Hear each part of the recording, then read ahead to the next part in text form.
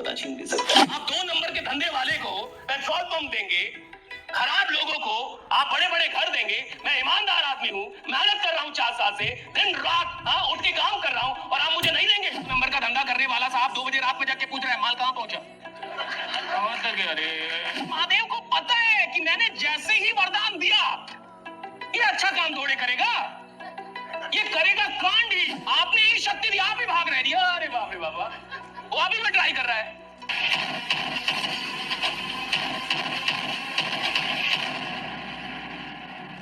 अगर ईश्वर आपको कुछ देता है जिसके लायक आप नहीं हैं, तो आपको तुरंत अलर्ट हो जाना चाहिए कि मैं खुद को उसके लायक बना लूं। अगर मैं 20,000 के लायक हूं और ईश्वर की कृपा से मुझे 50,000 रुपए आ रहे हैं, तो मुझे ये समझना चाहिए कि मैं जल्दी से खुद को 50,000 के लायक बना लूं। क्यों? क्योंकि जिसके लायक आप नहीं है वो चीज ब्रह्मांड एक दिन आपसे छीन लेता है। If you don't deserve, but even though you have been given something, the universe will take it away from you. अगर कोई चीज जिसके लायक आप सच में नहीं है, लेकिन ईश्वरीय कृपा से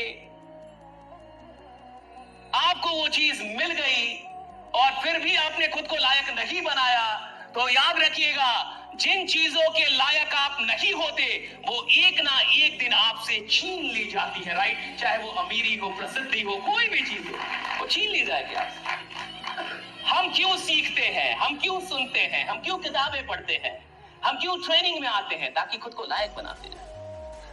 लीडर वो है जो अपने आप को ऐसे इंप्रूव करे कि उसे हमेशा ये लगे कि मुझे जितना मिल रहा है कम है।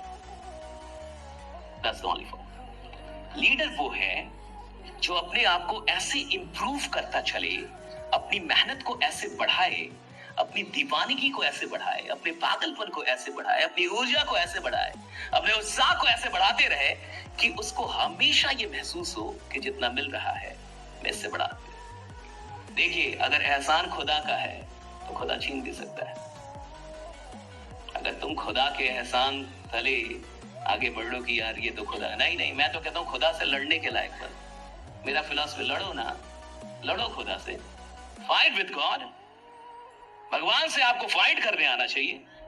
वो मेहनत ही क्या जिसमें ईश्वर से लड़ नहीं पाए तुम, वो दीवानगी ही क्या जिसमें ईश्वर से लड़ नहीं पाए। और आदमी को उस दिन जरूर मिलना शुरू होता है सारी चीजें जिस दिन उसको लगता है कि मैं खुदा से लड़ने के लायक हूं। बिल्कुल लड़ाई होती है ईश्वर से कि मुझे आप क्यों नहीं दे रहे, मुझ में क्या कमी है, मैंने कहां कमी कर रखी है, मैं मेहनत कर रहा हूं। आप 2 नंबर के धंधे वाले को पेट्रोल पंप देंगे, खराब लोगों को आप बड़े बड़े घर देंगे। मैं ईमानदार आदमी हूं, मेहनत कर रहा हूं 4 साल से, दिन रात उठ के काम कर रहा हूं, और आप मुझे नहीं देंगे तो खुदा है ही नहीं। राइट? आपको लड़ना आना चाहिए। फाइट। मतलब 2 नंबर और 3 नंबर के धंधा वाला वो आदमी अमीर बनेगा, करोड़पति बनेगा। भैया हम इधर आयुर्वेद बांट रहे हैं, हम इधर बढ़िया चीजें बता रहे हैं, हम यहाँ लोगों के भले के लिए काम कर रहे हैं, और मैं दिन रात मेहनत कर रहा हूं और मैं अमीर नहीं बनूंगा। खुदा है ही नहीं। फिर बात ही लड़ जाए। फिर क्या अच्छा होना, क्या बुरा होना, फिर किसका डर? आप जीवन में अपनी मेहनत को उस लेवल पे लाइए जब आप खुदा से लड़ पाए, आपकी ठन पाए, भगवान से ठन जाए। ये कैसे नहीं देंगे आप देखिए, पुराने जमाने में जो असुर होते थे, असुर समझते हैं आप, राक्षस समझते हैं, वो तपस्या करने लगते थे। तब समझते हैं, तब मतलब त्याग, तपस्या। वो तपस्या कर रहा है, कौन? राक्षस। तो जब वो तपस्या कर रहा है तो तपस्या में देखिए सिद्धांत है, यूनिवर्स का सिद्धांत है, ब्रह्मांड का सिद्धांत है कि जो तप करेगा उसे वरदान मिलेगा। अगर आप तप करेंगे आपको वरदान मिलेगा, चाहे आप अच्छे आदमी हो या बुरे आदमी हो, लेकिन आप तप कर रहे हैं आपको वरदान मिलेगा जी। आपने देखा होगा कि समाज में कई बार गलत लोगों के पास ज्यादा पैसा है, लेकिन गलत आदमी अच्छे आदमी से ज्यादा मेहनती होता है, ये अच्छा आदमी मानता नहीं है। 2 नंबर का धंधा करने वाला साहब 2 बजे रात में जाके पूछ रहा है माल कहां पहुंचा।